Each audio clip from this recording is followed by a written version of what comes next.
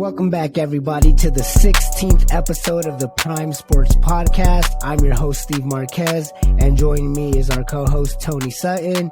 We want to go ahead and apologize for the long break that we've had. Our lives obviously are extremely busy, so it's getting a little difficult to get people to get together due to, our schedules and everything. But we're focusing on moving on and getting bigger, getting better. We're obviously still going to try and get them on for as many features as possible. But for now, me and Tony are going to go ahead and take the reins. A lot of stuff has happened, Tony, since our last episode. The Chiefs ended up winning the Super Bowl against the Eagles, obviously. The NBA is finally at the All-Star break, and we're kind of getting a clear picture of what the playoffs is going to come looking like, and then the XFL made its return as well. So we'll go ahead and talk about the NFL first before we move on to the NBA. But the biggest one that I wanted to talk about, and the most recent one, was Eric Bieniemy moving on to the Commanders after his Super Bowl win with the Chiefs, and he is going to be the offensive coordinator as well as the assistant head coach. Now, there's this huge argument going on at the moment. Why isn't he a head coach already? Yeah. And a lot of people have a bunch of different takes. Obviously, you heard Shady McCoy and how he felt about the situation. But in most people's eyes, I think they would say he's deserving of a head coach position. So this is a good first step for him. But what did you make of Eric Bieniemy's move from Kansas City to Washington? And how is that going to help the Washington Commanders offense with, Terry McLaurin, Scary Terry, or Terry McLaurin, sorry, Scary Terry, Jahan Dotson, Curtis Samuel, Brian Robinson? What do you make of that move? Well, I think it really serves to benefit the Washington Commanders more than anything else. As far as what I make of it, part of me thinks that this could just be a prove you can do it without Andy Reid move from Eric Bieniemy, but also I could see it being more of a long-term financial security kind of thing. I think, he's been signing one-year contracts with the Chiefs to be their offensive coordinator for a few seasons now.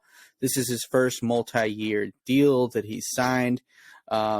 So that signifies to me that maybe Eric Bieniemy just kind of wants to settle down somewhere for a while and, make Washington his home, so to speak. It is an interesting move. One of the better offensive coordinators in the league right now, moving to a team that doesn't really have a ton of expectations of them. There's huge question marks at quarterback. The defense has been inconsistent this last year. And there were some people who were calling for Ron Rivera's job. And now Eric Bieniemy joins that coaching team. And it could potentially signify that the Commanders are trying to push all in and maybe make a run for the playoffs. They came very close last season, but it is kind of confusing seeing somebody coming from the pedigree of the Chiefs who have won, multiple Super Bowls with, going to a team like the Commanders who really haven't had a direction for some time. So it'll be interesting to see how it all shakes out in Washington. Yeah, I think it's kind of a good position for him because he kind of gets to build that offense the way he wants. Like you said, there's a lot of people already talking about, is Ron Rivera on his way out or not? So it kind of leaves that door open, obviously, with the assistant head coach role that he has. Kind of shows like, okay, for whenever Ron is ready to step out or if we need to move him out for any reason, now we know we got Eric there to give him his chance. So I think it's a pretty good position for him. And like you said, if they are trying to make a playoff push in a tough NFC East division, it's important that Ron can focus on the defense now and then Eric can focus on the offense and maybe they can make something happen. But I definitely think it's an interesting move, and it might be one of the better ones, especially for a team who's looking to compete. In a corresponding move, the Chiefs promoted Matt Nagy, the former Bears head coach, to their offensive coordinator position. So we'll see Matt Nagy's chemistry with Patrick Mahomes next season. Mm-hmm. do you think this? Do you think Eric Bieniemy moving on to Washington is going to have a big effect on Kansas City and Patrick Mahomes and Andy Reid, or is this just one of those things where Patrick Mahomes and Andy Reid are that good? It's somewhere in between. I'd be lying if I said that I didn't think that Eric Bieniemy didn't contribute to the success of the Chiefs' offense during his tenure there. But at the same time, I also have full faith in the Chiefs machine to continue to, put up results, continue to get deep into the playoffs. Patrick Mahomes is still generational talent, and Andy Reid is still, a generational talent at head coach. Now, Matt Nagy, he really had a up and down time when we saw him as a head coach in Chicago. Obviously, those Bears teams weren't necessarily that great offensively while he was there, but he did manage to get a lot out of Mitch Trubisky for one season. Yeah. Your guess is as good as mine how he's going to perform there. I think it's going to be pretty neutral. I think they're still going to be about as successful, but it'll be interesting to see how it shakes up for them for sure. Maybe Matt Nagy could end up as a head coach on a team in a couple of years if he proves himself on a really good, talented Chiefs team. Yeah, obviously he's going to join Andy Reid and Mahomes there, and I don't see it being too much of a problem. I agree that I do think you lose somewhat of a little step losing Eric Bieniemy, but I don't think at this point you can't count out the Chiefs at any point. Staying on the offensive side of the ball in the NFL, obviously the big news of Derek Carr being released by the Raiders, Aaron Rodgers, potentially being on his way out of Green Bay and him going into a retreat. And there's a lot of questions on where are these quarterbacks going to end up and who's going to go with who.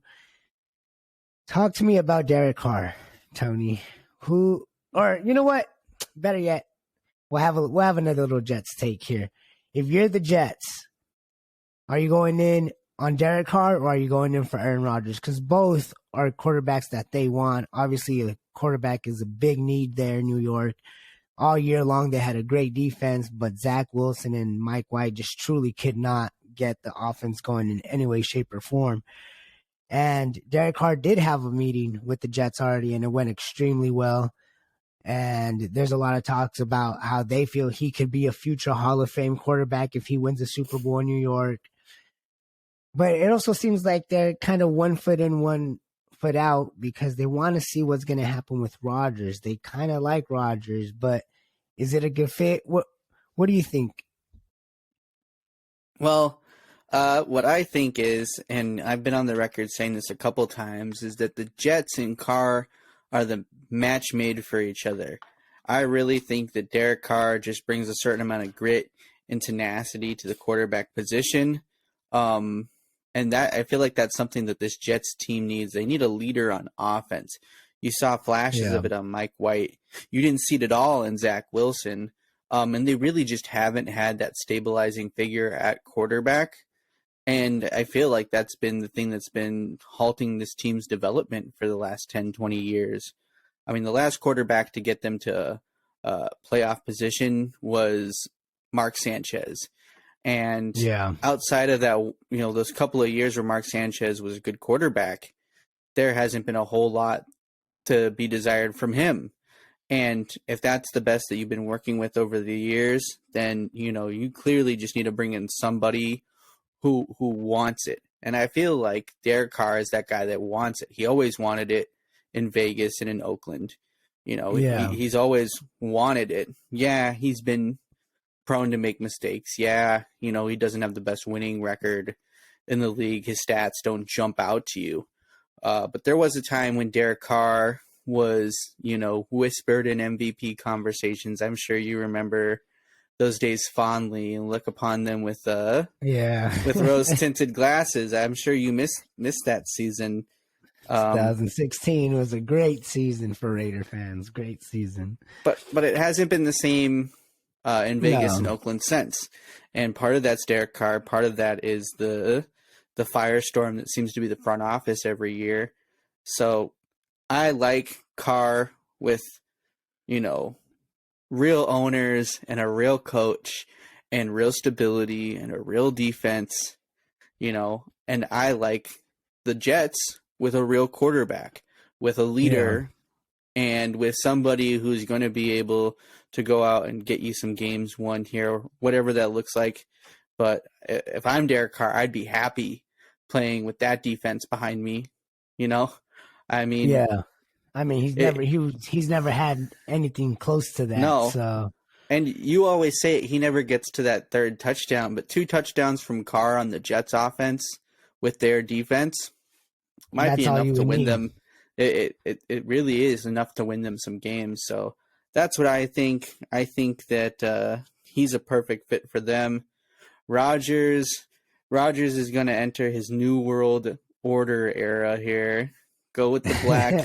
He went into the blacked out room, and he's going to come out, and he's going to go to the black hole, and he's going to be a Vegas Raider. I think he's going to enter his villain era, his old man villain era.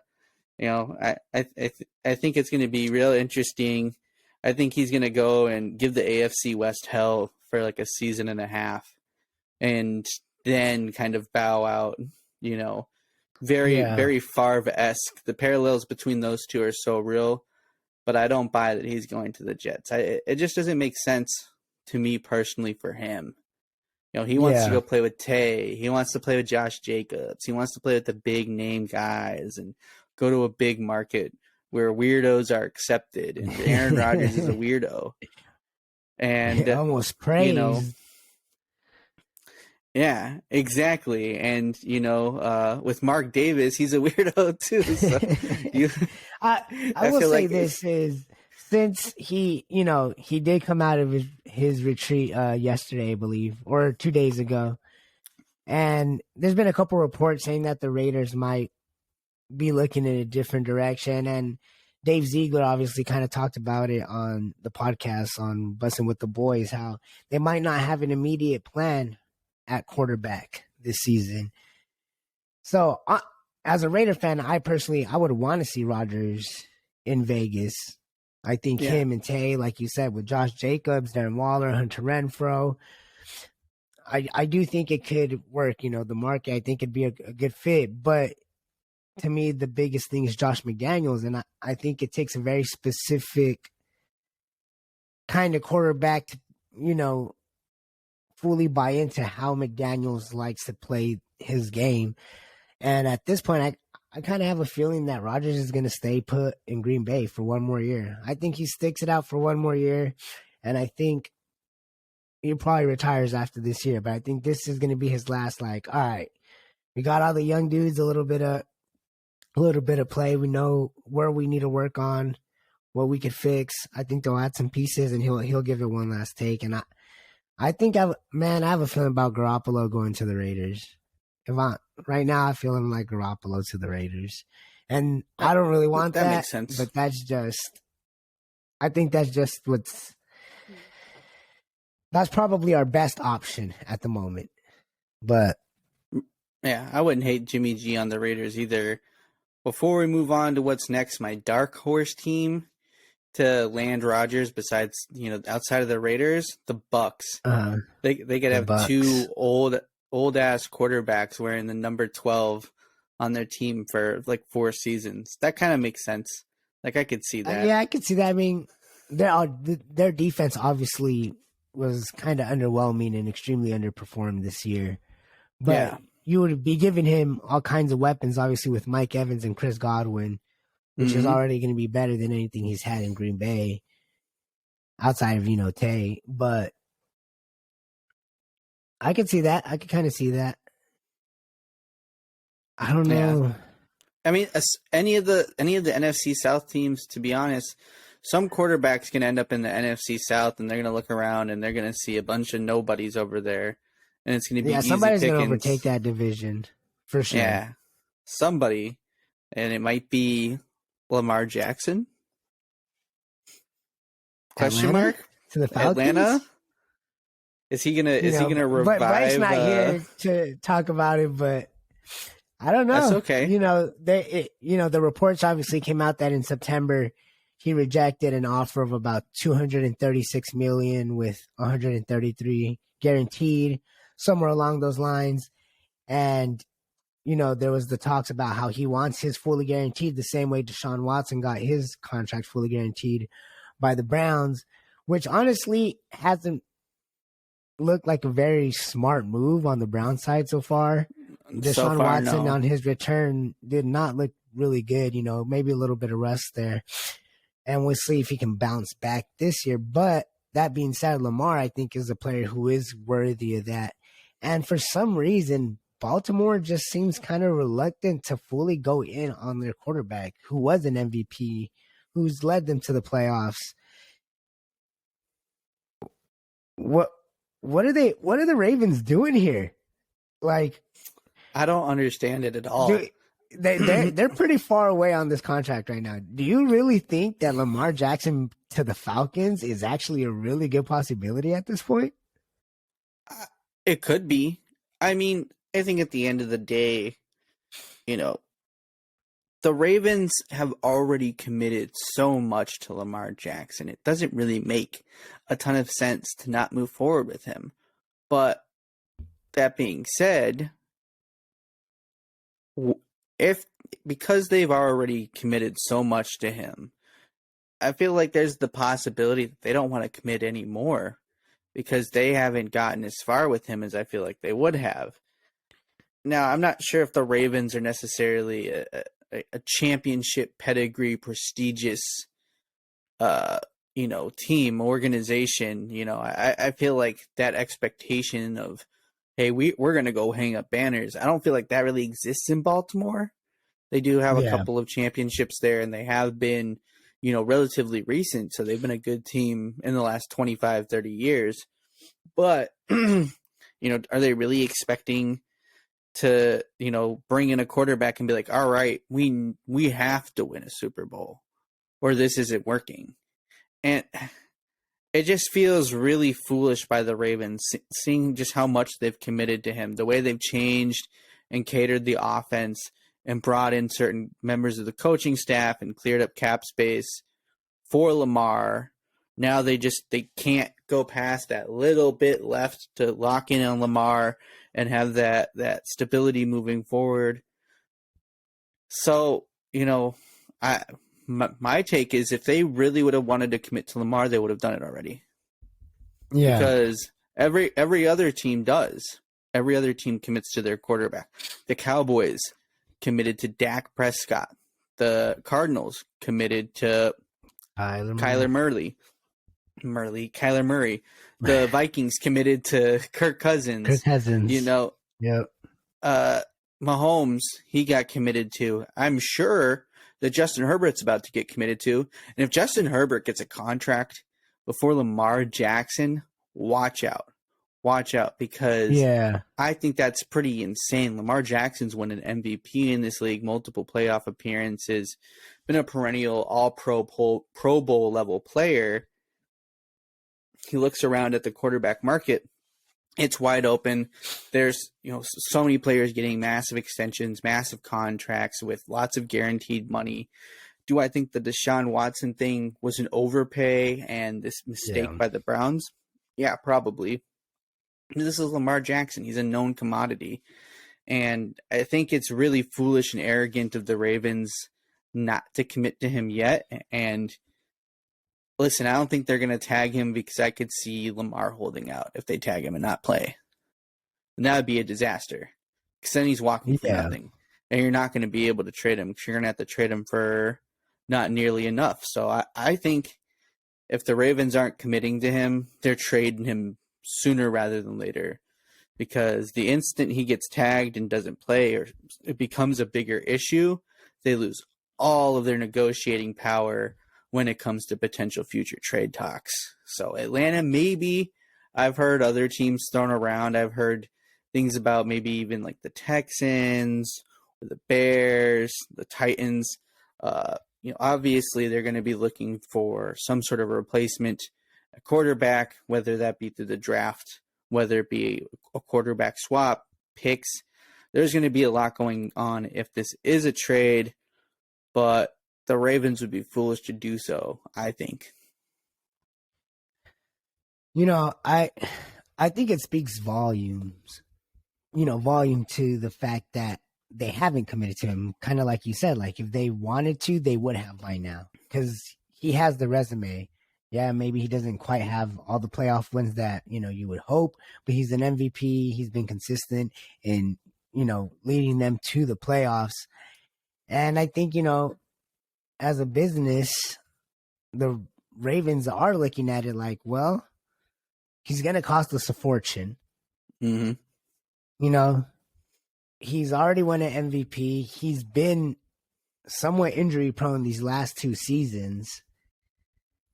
Do we really want to commit that much to him? And, I just feel like Lamar feels disrespected at this point too. And I think he should, because I think he deserves it. I think the Ravens haven't done enough to surround him with better talent on offense to give him a true chance, to make a deep playoff run. And I don't know, this relationship just kind of seems like one of those that they're ready to break up. Yeah. It definitely has that feeling. A team like Atlanta, a team like Chicago, I think those are really good places. Young teams with some cap space, with a lot of picks. Chicago could trade Justin Fields to Baltimore. Baltimore still has a running quarterback. They can keep a somewhat similar system on offense. Mm-hmm. They get a little bit younger. Or Atlanta, they could give up basically everything they want and build completely around Lamar and all the picks, pay him whatever he wants. And I feel like they're willing to. So I think if they do move away from Lamar, I think it's just really bad on the Ravens. And who knows, maybe we're all wrong, but to me, it doesn't look good. And if I'm Lamar, I'm definitely doing whatever it takes to get his money. And I agree. If they try and tag him, I think he sits out and he'll play that. He wants to stay healthy, so he's not going to risk it for someone that's not going to pay him. I just don't see how this is going to end in a good way. It's going to be ugly for sure. Approached. Sorry, Blake. Yeah, Blake. I don't know. You've been hopeful. You've been trying to tell us to calm down, that it's going to be okay, but it's just. He thinks the tag's going to fix it. That tag is the worst. Worse at times. The tag might be the worst thing to see if you're a Ravens fan. In other football related news, the XFL finally made its return. And you know what? It was pretty entertaining. I think ESPN didn't do as well as, what was the other station? CBS? I think it was CBS. Yeah, CBS did pretty good. I think they did over 1 million on both their broadcasts, and I think ESPN did just under 1 million. But a lot of people enjoyed what they saw in the XFL. A lot of people were saying good things about it, and we actually got to see some talent out there that made you kind of question, like, hey, what really can become of this XFL league? I mean, AJ McCarron, 2 game-winning drives, he's looking good, and he could still be a really good backup somewhere in the NFL right now. Yeah, but he gets to start. He gets to play. Yeah, exactly. Josh Gordon had a good showing. I believe he had 5 catches, 71 yards, and a touchdown, something like that. So it's looking pretty good. What do you make of the XFL, and what do you think? What does that do for the NFL, and maybe having another platform to see more of these athletes shine and see if they can put themselves in the spotlight? Well, I think it's a good thing for the sport of football in general. I think it's interesting some of the rule changes they've made. It's definitely enhanced the product. But at the same time, it is a little odd to see, 3-point attempts and, 4th and 15s instead of onside kicks. It takes some getting used to, but it was really entertaining. This recent game on Thursday was great. Same with the game last Saturday between the Renegades and the Vipers. Yep. Little comeback by the Renegades on that end. And, those are the only games I was able to catch, unfortunately. But I definitely think that there is more to look forward to. And more to be excited about. I always thought that the NFL needed some sort of minor league or developmental league that wasn't like the CFL, because there wasn't a ton of interest in the CFL for a while. And a lot of the CFL prospects didn't necessarily thrive in the NFL. So hopefully with the XFL being a domestic product here, more people will have access to it. More people will be able to see some of these players who, didn't get a chance in the NFL or didn't quite make it in the NFL. And those players, I think I'm really happy for them that they're given an opportunity to compete on, nationally televised games and go forth and, show their talent and continue to entertain people. Let me ask you a question here. Yeah. You trying to go to an XFL game? I have a friend that went to a couple, back when they only played like that half a season. And he was able to go to a couple in Florida. He said they were pretty fun. Yeah, no, I would love to go. I mean, I love sports in general, and I especially love football. So I would for sure be down to go to an XFL game. We catch one in Vegas. That would be the move. That'd be dope. So you rocking with the Vegas team? Is that your squad now? I don't know. I see it kind of like you said, a developmental league, and I just kind of like watching. Like same with college. I don't have like a true number one team for college. Like I like SDSU because I'm, from San Diego, obviously, but I just like watching certain players at that age, and I like to watch them grow. I like to watch them get better and see how they evolve as competitors and players. So I haven't picked a team yet, but they're in the same city as the Raiders, so that's looking like it might be the choice. That being said, I think that pretty much wraps up this first segment about football. I think we're going to take a quick break here, and then we'll come back and get started with this NBA talk because we have a decent amount to talk about. So we'll take a quick break, and then we'll be right back. Running to the left, down to the pocket, just flips it. Oh, what a catch! Josh Gordon, a 6-yard TD catch off the flip by Danucci. And we are back. Welcome back, everybody, here to the Prime Sports Podcast here. We're going to get it kicked off with some basketball news here. Obviously, we just got done with the All-Star break, first couple of games back.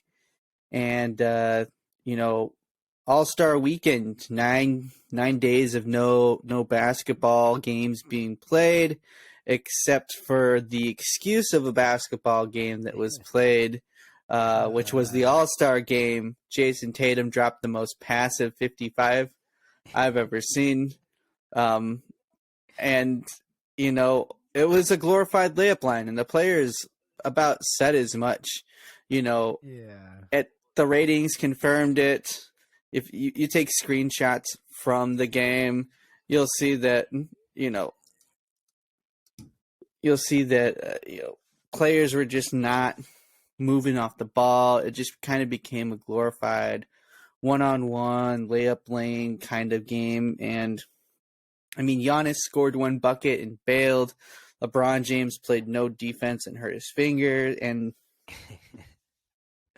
the game ended with both captains not playing, and it was really rough. And there's no good solution to it. We had one good competitive All-Star game when Kobe died, and after that, it's back to the same routine. And I don't know what it's going to take for the All-Star game to be fun and competitive again.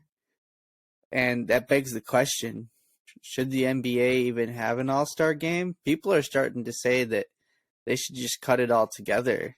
and replace it with a 1v1 tournament, which I think would be really entertaining. But Yeah. I mean, it's the All-Star game. How can you get rid of it?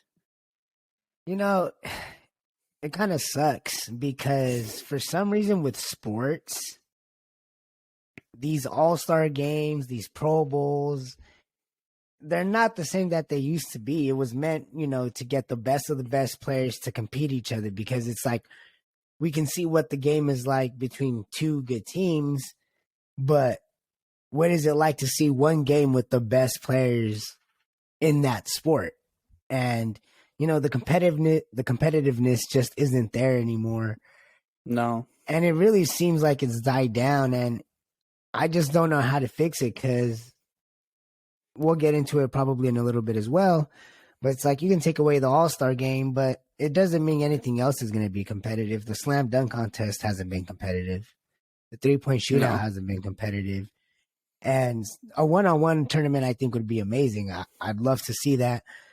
But even then, I feel like you're going to end up with a bunch of like 6-man type players. Yeah, just what? You're going to put a point guard against a center now? Like, how are you going to do it? Are you going to do it for each position? I think it just sucks because you want to see the best of the best compete against each other. And that All-Star game was just laughable, man. It just wasn't good. It wasn't fun. It wasn't enjoyable. And it leaves a lot. It leaves a lot to be wanted, and I don't know what you do. I don't know how you fix it, but Jose Alvarado seemed to be the only guy that came with any kind of energy for these games. I mean, really. I heard that start making the All-Star game a Team USA versus a Team World game, because now, you'll get that little bit more competitiveness that obviously the Team USA isn't about to lose to the Team World on U.S. soil, so I think that can raise the competition a little bit more. And then I would also say start making a committee who handpicks the two All-Star teams. That way you can specifically choose players that don't like each other, players that talk a lot, and put them against each other, so they're kind of forced to, I don't know, compete or I don't know. I think they need to do something, because it was pretty disappointing. Just move the All-Star game to a random LA Fitness in New York during the off season. You'll have the most competitive game in the league. Yeah. I mean, they play harder against each other in the off season when it's just bragging rights on the table. And maybe part of it is just the timing of All-Star break and All-Star week. Players don't want to get hurt right before the playoffs, which is completely understandable. It's just, it just makes for a poor product. I think there just has to be maybe some sort of incentive, kind of like how the All-Star game in baseball, the winner gets home field advantage, the AL or the NL. You could have the players play on the East and West again, like they always have. The drafting was cool. It was interesting. But at the end of the day, I feel like going back to East versus West, making it worth something so that the players will at least want to win it. You can't expect all the players to play that are worried about getting hurt, but at least the players that are playing can try to win the game, because when it is like that, it's really fun. It's really entertaining, and All-Star game MVPs used to carry weight to them when you're talking about all-time debates. Now it's like, I don't really look at, the last couple of All-Star game MVPs as really meaning a whole lot of anything. So definitely we'll have to see about that. We move to, the skills competitions. Team Jazz won. The skills won. Damian Lillard won the 3-point contest, and Mac McClung yes, sir, won the dunk contest. He had a couple of 50s. They were nice dunks. It was good to see. He got his clout up off that dunk contest for sure. He's still not going to be getting any kind of minutes for the Sixers, though. Nah. They literally just signed him just so that he could play. all the attraction from, the hype that he has. But no, it was fun. It was fun watching him do the dunk contest. And I think that's what the dunk contest should be, and that's what they should look for. Look for people who are known dunkers. I mean, if you watch his dunk highlight tape from, since high school, he was going to put on a good show. Mm-hmm. Yeah. Don't just pick these random dudes who, they got some bounce. Yeah, they make some cool dunks, but they're not known for it, They're not known for it. So I definitely think. Listen, I'm about to go on a rant here about the dunk contest, bro. Because people have been talking crazy saying LeBron ruined the dunk contest, bro. But you want to know who's ruined the dunk contest for the last 3 seasons? Ja ruined the dunk contest, bro. Ja is known for dunking. That's his whole thing. His whole thing is dunking over dudes and getting up, crazy finishes. He said he needed a million likes, a billion likes to do the freaking man. Come on, Ja, do it. The league needs it. You clearly ain't scared of getting hurt because you dunking on dudes way bigger than you for no damn reason during I just don't a fucking random why. February game, bro. He could be saving the dunk contest, bro. And I challenge some of these all-star players to go in there and be like, you don't need a G leaguer to put on for the dunk contest. I will. But I think that's why the NBA needs to do that, is they need to force it, because imagine getting Mac McClung and John Moran in the same dunk contest. Mac is obviously going to want to show up, Ja, and be like, all right, you can play, but I can dunk too. I can do this too. And then Ja's not going to want to obviously lose to some G leaguer, like you said, to some nobody. Yeah. So I don't know. Some all-star, please revive the dunk contest, bro. Mac McClung set it up. He made it fun again. It was fun to watch. It was probably the most fun thing that happened during the all-star break. Get Ja, get Anthony Edwards, get Aaron Gordon again if you really have to. I don't really care who it is. I just wanna see some good players who can throw down some good dunks. And they should just have it as a selection. And look, these are your 4 selections, okay? For each dunk contest, you need 1 all-star, you need one dunk contest finalist. Yeah, from a previous dunk contest, whether they won it or they were the runner-up, but one of the 2 finalists. You need to get a fan-voted one, so that if all these fans want someone like that person, all right, you make yourself eligible. And if you get voted, then you got to do it. And then the 4th, throw in a good dunker, whoever's leading the league in dunks or something like that. That way, you just always have a nice wide variety. You can get some G leaguers, but that they're good dunkers. You're not going to water it down anymore. I think the East and the West should both have to nominate one player from the All-Star selection. That's a good one too. Yeah. Yeah. If you made an All-Star team, you could end up, the team, let the players vote who gets to do it. So that way it's fair. You know what I mean? I like that. Instead of doing the draft, let the players, send someone to have to go to the dunk contest, bro. I think it would be funny. Now, that could get abused, and we could end up with a Jokic dunk contest, bro. Because I think that'd be really funny if all the Western All Stars are like, bro, let's put Jokic, because Kyrie was kind of picking on Jokic, trying to throw him lobs and shit. There's a sense of humor there, but I just think that one of the All Stars, we need an All Star in the dunk contest again. Yeah, I would love to see it. Let's make it happen. Whoever it is. I think Ant is the type of guy to do it, though. He was calling out players for not playing games and stuff. He's got that old head mentality. I could see Ant in a dunk contest. Next year, stay with me here, Tony. All right? Mm-hmm. I'm with you. Next year's dunk contest, you get Aaron Gordon, you get Anthony Previous Edwards, winner. You get Mac McClung. Yep. Ooh. Okay, and then you throw somebody like who's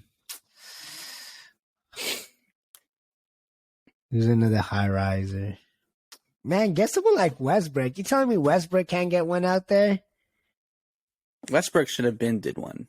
You know what I'm saying? Just get John there, bro. Come on. Get Ja, Let's bro. get him in there. Ja, Get Anthony Ja. Edwards, Mac McClung, and Aaron Gordon. Tell me that would be the not most be fire dunk contest ever, potentially. bro. Like, I don't know. That's all I'm saying. If we can get that, Make the prize money $1 million, bro. Come on. These players ain't waking up out of bed for 100,000. Mac McClung did, but that doubled his salary. Even make it 500,000, make it $500,000 at least. You know what I'm saying? Yeah. But all we need is one all-star, one of these dudes to come out and compete in it, and I guarantee you more will follow. But somebody got to do it. Someone's got to do it. But you mentioned him. I kind of want to talk about him a little bit here. Russell Westbrook, who was picked up by the Los Angeles Clippers, set to make his Clippers debut today after getting traded to and then released by the Utah Jazz, or they bought out his contract, got picked up by the Clippers, said he feels good about a team that wants him there. Wants him. He's all smiles in practice. A lot has been said about Russell Westbrook. Can he contribute to winning basketball? Are his prime years behind him? Can he accept the role? All this stuff. But I want to hear what you have to say about Russell Westbrook's potential future here with the Los Angeles Clippers. You think it's going to work? I'll be honest, I thought that was one of the few places that it could work.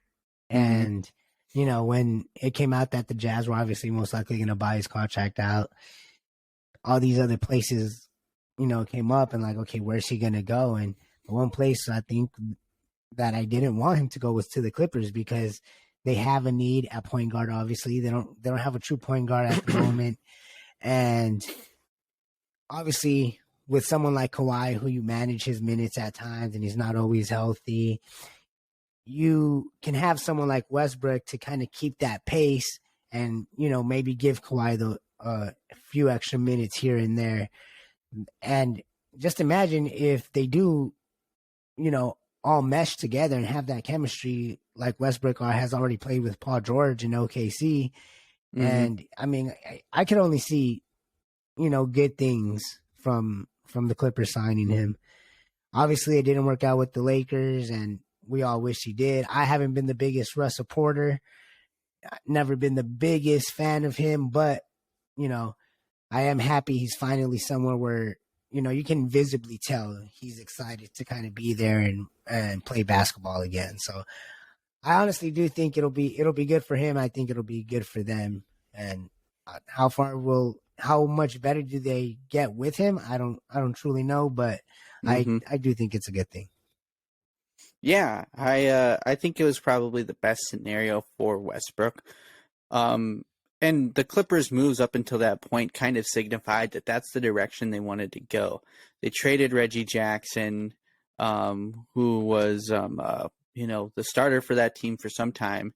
They traded John Wall, who they just recently acquired this offseason, back to Houston. And they really kind of were without a point guard for a couple weeks there. And they, pick up Westbrook. Can he fit in? We'll see about that. The role is very defined for him. You're the lead point guard. You're the playmaker. You're the player putting up assists. I don't think they're going to have him taking too many shots. But for this to work, it's going to be kind of a humbling experience for Westbrook in a sense, because, for this to work, Russ really can't be dribbling the ball too much on offense. He can't be shooting the ball too much on offense. If he can just focus on rebounds, pace, playmaking, and cutting to the rim, then I think this is really going to work out. If Russ is going to be turning the ball over and missing contested layups and, just kind of getting frustrated on the offensive end, I think it's going to not look great and it's not going to work out. Kawhi and Paul George are two players that their entire tenure together, one of those two guys has had the ball in his hand. And they've been making tough shots and getting to their spots. And, you know, those are the kind of players they are. They really play well with the ball in their hands. You bring in Westbrook, who has been historically very high usage player. Yes, he's been the second option to very good players, and he's been able to play that role very well. Now he steps in as the third option, which was kind of the issue with the Lakers, is that he came in as the third option, and then they tried to put him in a bench role, and that worked out better. The Clippers don't have another point guard on the roster, really, that is, you know, starter worthy. Terrence Mann has been playing some of the guard minutes, but I don't think that the Clippers go get Westbrook just to start Mann and have Westbrook come off the bench. Westbrook playing 35 minutes again really leaves me questioning whether or not he's going to actually fit in with, you know, we know he fits in with Paul George, but with Paul George and Kawhi. And then off the bench, they have Norman Powell, who's been their primary bench scorer. So, you know, it kind of puts Westbrook in a position where he has to be the starting guard. He has to focus on facilitating, and he really has to work on his turnovers and shooting percentage. I think he has it in him, but I think that the concerns about Westbrook are pretty valid, and this Clippers success now really is dependent on Russell Westbrook and his ability to fit in with this team that's been dominated by wing players since the Paul George Kawhi era started there. Yeah, no, I agree. I think Westbrook is at that point, you know. I think he's kind of like he wanted to be the guy with the Lakers, like, okay, I'm with my hometown team. Like, I wanted to kind of, you know, be kind of a bigger contributor to the team and be seen as a bigger star here, and it just didn't work out. So I think he's finally like found himself in a place where like he doesn't really have a choice but to make it work here, you know, like, and this is probably his best scenario, like you said, for him to make it work. So we'll see if they do or not. How'd you feel about Steph's reaction the other night watching the Warriors get spanked around by the Lakers? Man, I loved it. I loved it, you know. As another owner of a Kobe Bryant poster, you know, I've been hoping that this Lakers team could turn it around, and I very infamously said that the Lakers are about to go on a run. Yep. And not to blow the result of this most recent game for them out of proportion, but with LeBron having a poor shooting night, with AD being very pedestrian on offense, with D'Angelo Russell getting hurt early in the game, they still managed to win by double digits against, albeit a Steph Curry-less Warriors, but a Warriors team that's higher up in the standings as them. You know, Lakers star players really didn't have a great game, and you saw guys like Malik Beasley and Austin Reeves step up, and one of the Achilles heels of the Lakers for pretty much the entirety of the LeBron James era in LA has been the depth, has been the rotational players, and it looks like that is less of a concern for them now. And, you know, LeBron and AD don't have to have a perfect game for this team to win a game anymore. We'll see how they fare against tougher opponents. You know, the Warriors without Curry, they're not the same team as they are with him. Could have been a lot closer game with Steph. Yeah, I mean, like you said, they kind of have to go on a run here, but is it a little too late? They're obviously playing a lot better, and like you mentioned, the bench thing has been a big problem, and it kind of seems like they finally found a good rotation of guys to, you know, take some of that pressure off of LeBron and AD. Because sometimes it seems like when it's just not working, then if it's not them two, it's just, not going to go well for the Lakers. So it's good to kind of see a little bit more balance in that aspect. Yeah. And D'Angelo Russell, x-rays were negative. He is expected to be reevaluated. I think today he was supposed to be reevaluated, but he's supposed to be back soon. Seemed like a non-serious injury. He came out and said he wasn't too worried about that. So Lakers, I still believe that they have a run in them. Another team with kind of making some first impressions after the break were the Memphis Grizzlies, who have been a very highly criticized team. They lost to the Sixers last night, and come from behind fashion. James Harden with a 30-point game. The Sixers team and this Grizzlies team both kind of been on the receiving end of some criticism. The Sixers' depth has been questioned. James Harden has been labeled a non-all-star. The Grizzlies have been called overrated. They said they were good in the West, and then they had some rough times with their opponents in the West.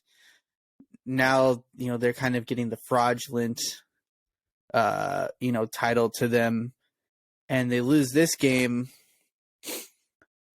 Should we be worried about the Grizzlies? And what do you make about this Sixers team, who have been really impressive the last couple of months here? Yes. Mm-hmm. You think we should be worried? You should be worried if you're a Grizzlies fan. Really? Yes. And it's well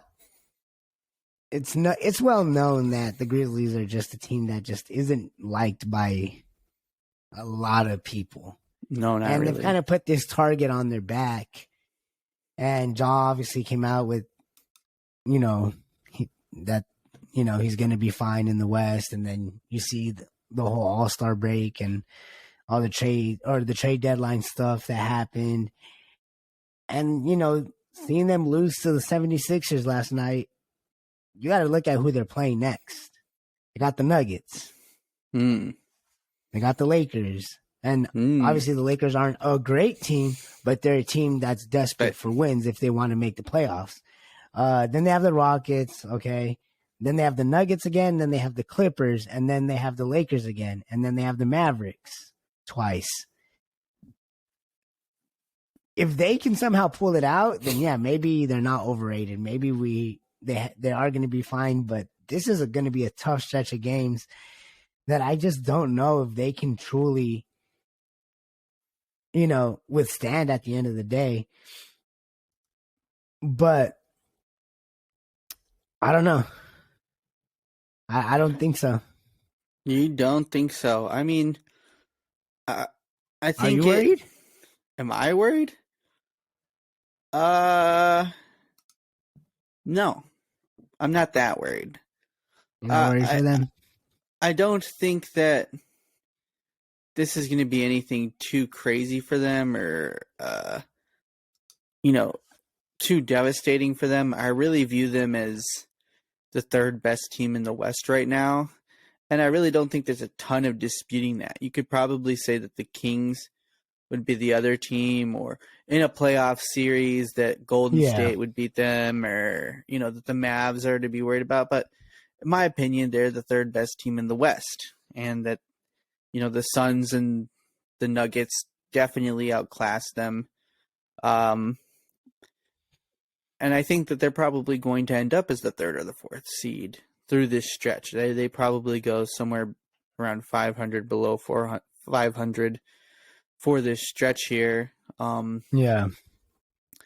I am worried about them in the playoffs because they're a young team and they don't have, a ton of veteran experience in the locker room to kind of rein this team in.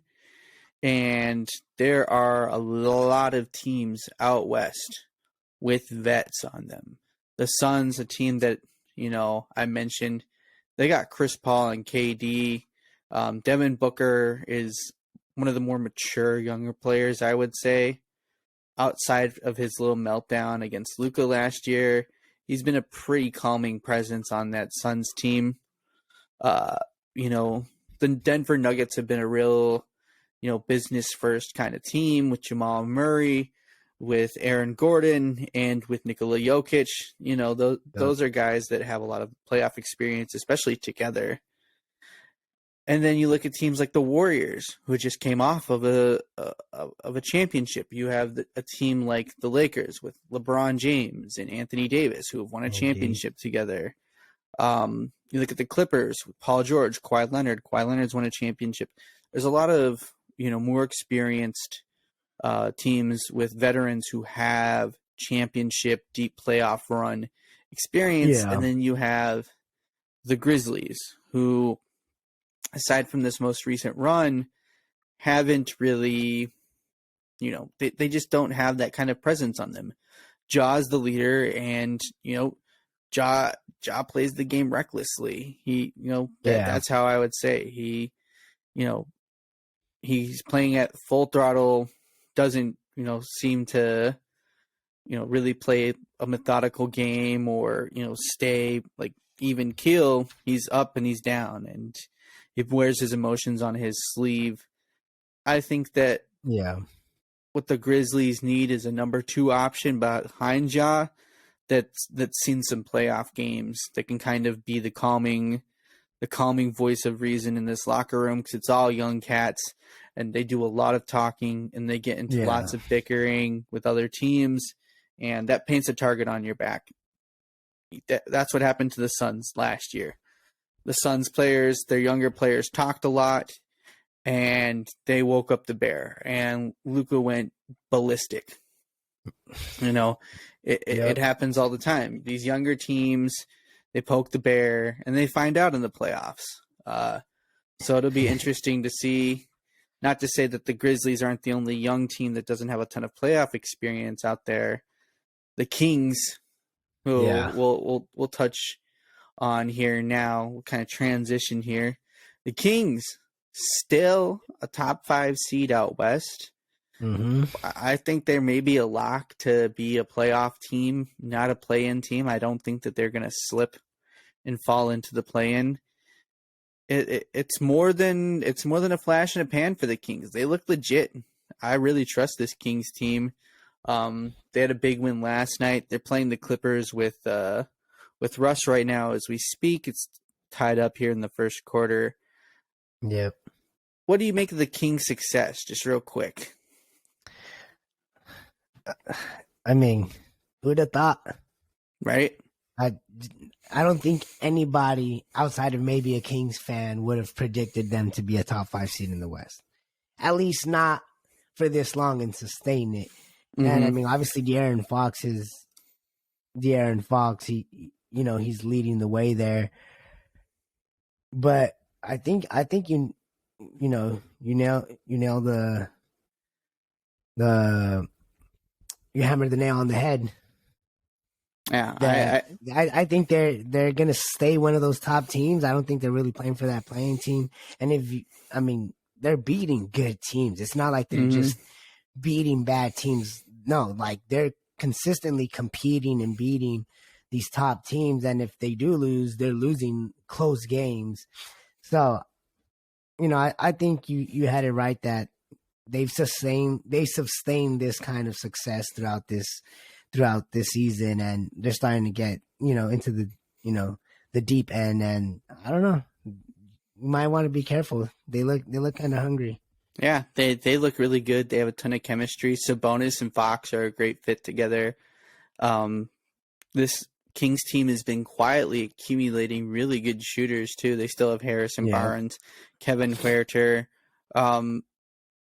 And I don't think that this team is done building up. I think that they could make a big move or make some key acquisitions or trades here and really beef up this roster. But Yeah, if they could get a nice wing player out there. It could be scary, but the West is a shootout here.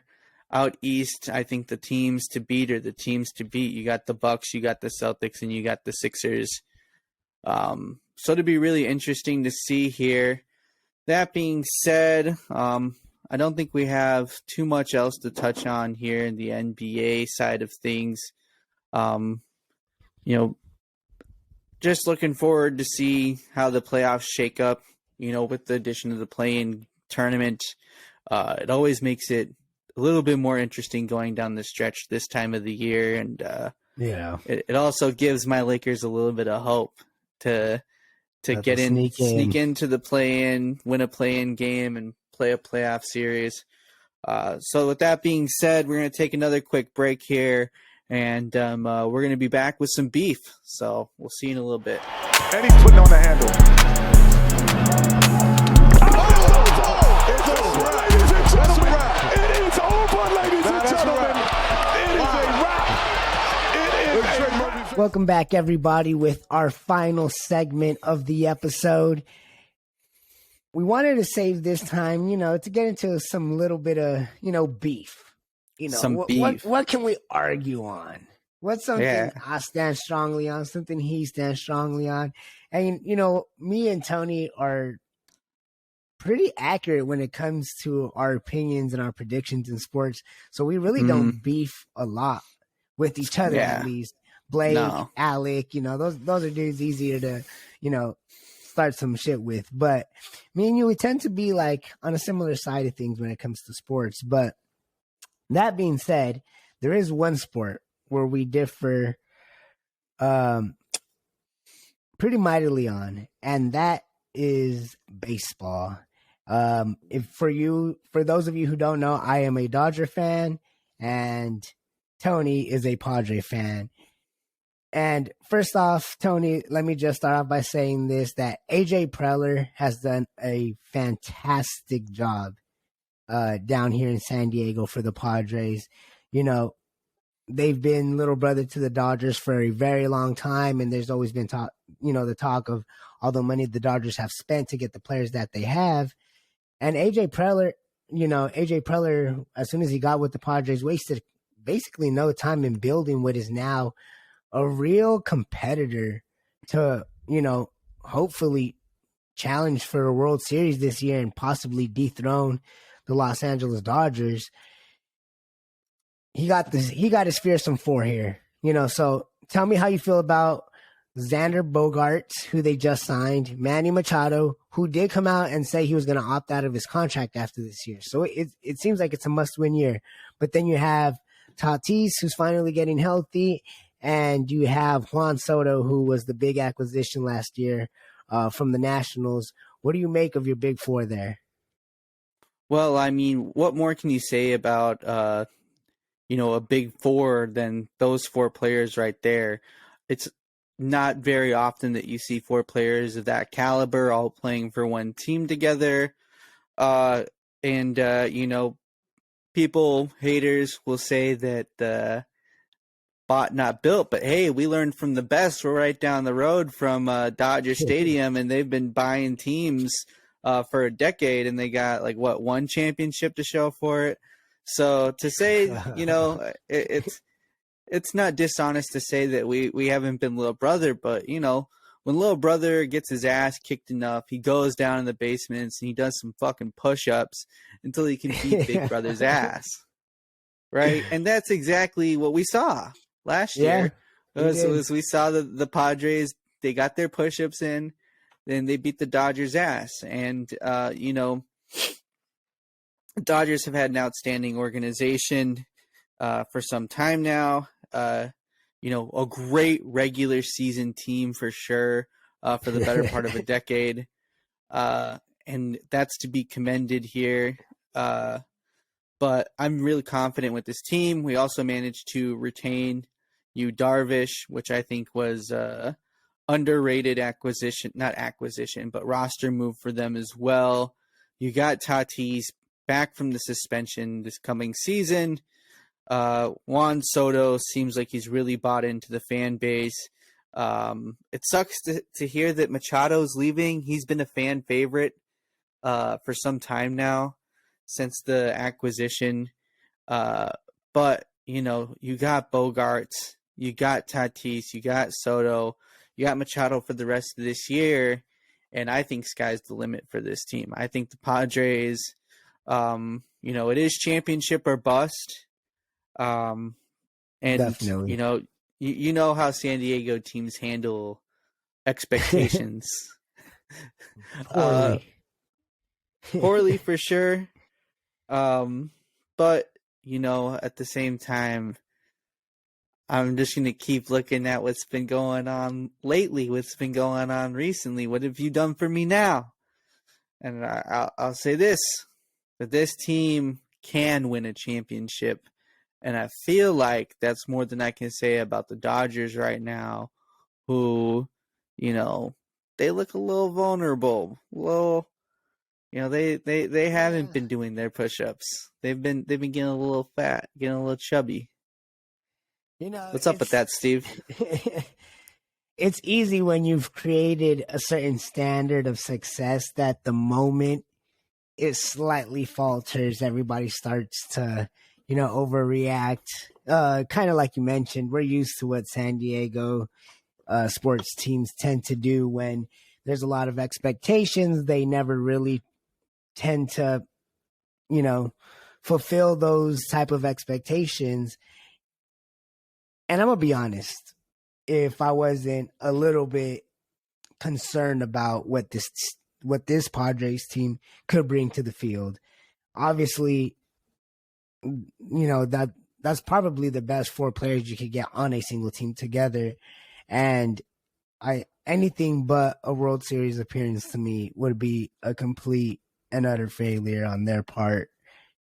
How that would not happen, I don't see, but I can tell you it wouldn't, because you're still a little brother. You're still a little brother to the Dodgers, and you'll continue to be.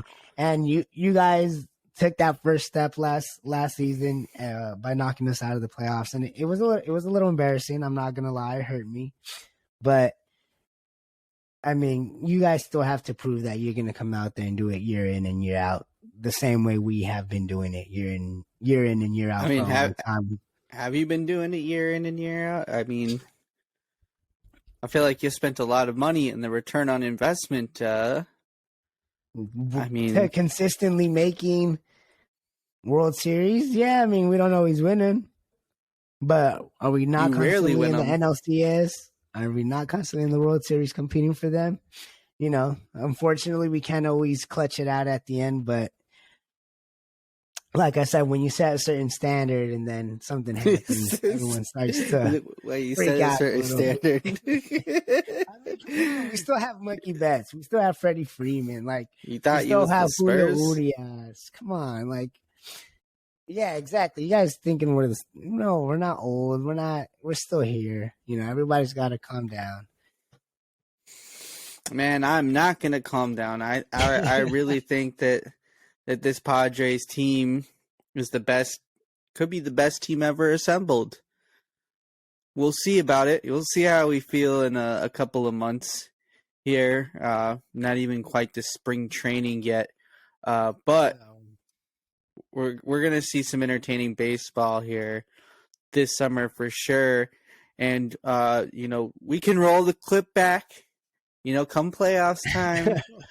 And you know, major bragging rights for sure. But you know, the same way you kind of talk about the Dodgers is ultimately going to be what bites you in the ass here. You know, because you know, when you set a certain standard for excellence, you know, it's real easy to come up short. So, and that's my prediction for the Dodgers here. I think they're probably going to have to start the retool process here pretty soon. While the Padres just continue to build up to their pennant runs. And so, yeah, that's as much beef as I'm giving you on this, though. This was some fucked up beef. This is some fucked up beef that you're trying to throw my way. talking about the Dodgers and the Padres. I'm a big Padres fan, but I can't ignore the record. You set me up with your fucking bullshit Padres Dodgers beef that you're trying to throw my way, man. And now we're about to have real beef on here about it. We're about to have some real beef here about it because I have some beef with you now. I got some beef. This is some old beef I'm digging up from the fucking grave. Old beef. Old beef. In 2018, 2019, I believe that was the year, one Kawhi Leonard led the Toronto Raptors to a NBA Finals championship and went on to go become a Los Angeles Clipper. In the 2018, I believe it's 2017-2018 season, me and you had a debate about who was better, James Harden or Kawhi Leonard. And I was adamant that it was James Harden. And you try to tell me, nah, Kawhi plays defense, all the depoys. He plays the game the right way. James Harden just flops and gets free throws. Another NBA Finals MVP and a regular season MVP have passed. And yet, Kawhi Leonard, James Harden, who's better now? Who's better now? I think you know what my answer is. And I'm going to stick to my answer. If you look back on the resumes, who's better? Because I hate to break it to you, but it's not Kawhi Leonard. Look, yeah, but then you go into the question of the availability. You know, availability is the best ability. James Harden was an Iron Man for a while, and he was overweight. And I've always agreed with that you need to be available in order for there to be an accurate assessment of who you are as an athlete and as a player. Now, I agree. Like, yeah, Kawhi really hasn't played as much, so it's kind of hard to say. Do I still believe Kawhi is a better player than James Harden? I do. Do I think Kawhi will ever reach that type of ceiling that he had when he won it with Toronto? I truly don't know because I don't know. I just don't see that same kind of a push, but maybe the injuries have just really taken its toll on him. But if you're asking me to pick, I'm sticking with my boy Kawhi. I mean, he's still gonna. I don't know. Look, let me. I got two stats for you here, and I think they're gonna blow your fresh young mind, Steve. James Harden has more career points, rebounds, and assists than Steph Curry. Yeah. All time total. Kawhi Leonard has less career points. Now, the big one everyone says is Andrew Wiggins. But Andrew Wiggins, I mean, he was a primary scoring option, I feel like that's fair. Kawhi Leonard has less points. He has less career points than Aaron Gordon. Aaron Gordon. You hear that correctly, right? Yeah. So James Harden, more career points than Steph Curry. Kawhi Leonard, less career points than Aaron Gordon. I don't know how you can look back at Kawhi and look at him the same way that you looked at him a couple years ago because he hasn't been able to reproduce, what I thought were his best years. And he hasn't been able to play the same amount of games, the same amount of minutes. And on top of that, the minutes he has played, he hasn't looked nearly as good as he once did. I mean, right now he's averaging 22 for the season, which is, his lowest total since his injured season with the Spurs, in which he only played 9 games. The last time he scored less than 24 points per game was in 2015 when he scored 21.2 on that Spurs team, I believe with LaMarcus Aldridge as the secondary option. Meanwhile, James Harden has managed to reinvent himself as a playmaker, playing next to a ball-dominant player. James Harden for the, the 4th, 5th, 6th season, averaging more than 10 assists. We used to give people MVPs for averaging 11, 12 assists for, we used to do that. We used to do that for players, We used to say Chris Paul was no. Don't say shit. We called Chris Paul the point god for putting up 21, 22, and 10. James Harden does that, and he doesn't even get a fucking all-star appearance, bro. Look, James Harden, he's shooting almost 40% from 3, all right? The rules changed to stop favoring him, and he adjusted. He's like, all right, instead of foul baiting, I'm going to pass. I'm going to get my floaters in. I'm going to shoot threes more. I'm going to have a good percentage from that. I'm going to be a more efficient player. 1.2 steals per game. That's kind of, been his average. But, I mean, he's consistently been a 10 assist guy, and I feel like nobody ever wants to talk about how good of a passer is, how good of a playmaker he is. Yeah. I mean, on multiple teams. What I will say is it exactly like you said, he really has adjusted his game, and I will give him that. Out of a lot of NBA players, he's the one who's probably the most noticeably adjusted his game and kind of revitalized, how good he really is, just in a different manner. Because, like you said, I used to talk shit about him back then, and all he did was flop. And now he has proven me wrong, and I'll give him that. And durability is a huge thing. I think being durable should affect, how good you are seen as a player or not.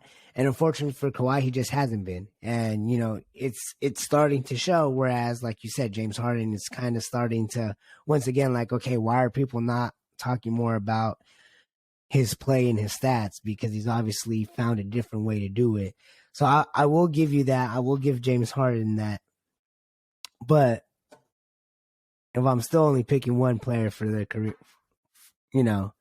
both in their primes, right now, give me Kawhi. Give both right now. Bro, James Harden in his prime averaged 36 points per game. 34 points per game.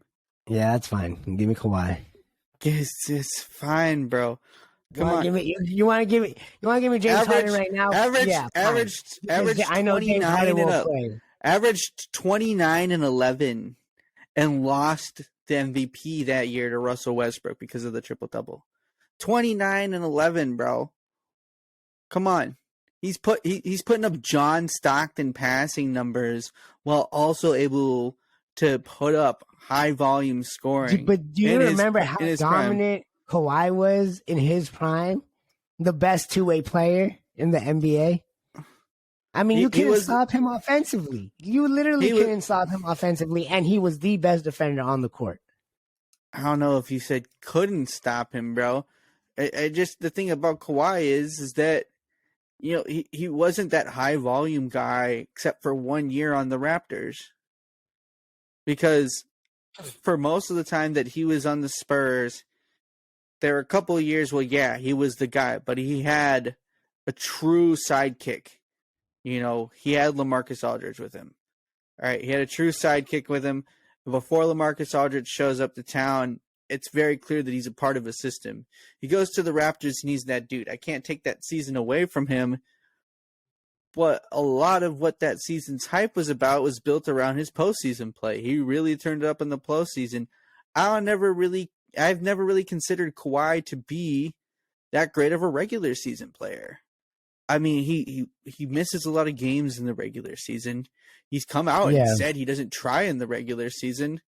So, I mean, if I'm building a team today, hey, I need to win games in the regular season too. Yeah, it's cool if this guy is turning up in the postseason and he's playing his best basketball, then absolutely. Yeah. But he ain't playing as hard in the regular season. I got to take something away from that. And for the fact that his game hasn't really changed in 5-6 years. Yeah. It's been the same moves, the same bag, the same play style, and the defense hasn't been where it used to be either. Yeah, no, I agree. So when Kawhi was a peak DPOY level player, he wasn't that dude. He wasn't the guy offensively that he was. And then when he was that guy offensively, you know, outside of one season, the defense really wasn't all that there. On the Clippers, it hasn't been all that there because he let Jamal Murray and Jokic run him out of town after going up on them. And ever since then, I just don't see it with Kawhi anymore. I think Paul George is the best player on that team. Let me ask you this. If the Clippers win a ring and Kawhi is finals MVP again, what does that make? What does that mean? It means that Pete's having a dream. Or not Pete. It means that you're having a dream, Steve. I don't want the Clippers to win it. I don't want the Clippers to win it. You know, you're having a nightmare, bro. You're having a nightmare. That's what that makes it. Exactly. That's what that makes it, because the Clippers ain't winning the championship this year. And if they are, I don't think Kawhi's winning the finals MVP. Because quite truthfully, like I said, I think Paul George is the best player on that team right now. But if they really do. I mean, obviously he's shown it that when it comes to the finals, you know, he locks down, you know, so. He does step up. He does step up. But, I mean. But man. I agree. At the end of the day, his lack of play throughout the years and, you know, just the fact that he just really hasn't been able to regain that form that he once had definitely leaves a lot to be desired. And like I said, I do have to, you know, give James Harden his flowers because he really has revitalized his career and, you know, just kind of continued that success in a different way than what a lot of people are used to. And he's not getting talked about as much. And, you know, I know Blake would obviously defend him and the 76ers and Embiid. So I'll give you this one. I'll take an L this time. Take the L because I'll take the L this time. At the end of the day, I think Harden's better all-time, peak, and current. Yeah, well, you know, we'll see. We'll see, he says. We'll see. But I think that wraps it up for the beef here. If you have any additional beef, you may bring it to the table. But other than that, I think we're about ready to wrap it up. It's been fun kicking with you this episode here, talking the talk. And for all the viewers out there, you know, this is going to be the new format moving forward here. Primarily me and Steve here. We're going to try and do as many sports as we can. We're probably not going to be moving forward with the individual team aspect, especially come football season. But just because me and Steve are the main guys right now doesn't mean you shouldn't be expecting to see Blake Elijah, Pete Rios, or Alec Erdley anytime soon. We got some more new guests in the pipeline here that we can't wait to introduce you to. So for all of the listeners out there, you know, thanks for sticking with us here at the Prime Sports family. Steve, it's a pleasure to work with you as always. Yes, sir. Unless you got anything to add, I say we cap it off on a high note. Yep. You killed it. Said everything I would have said. So we appreciate to all the viewers, all the listeners. Make sure you guys check us out. Remember, this is a weekly thing. This is the new format. There's so much to talk about, so we might as well cover it all. So thank you guys again for listening, and we'll see you guys next week.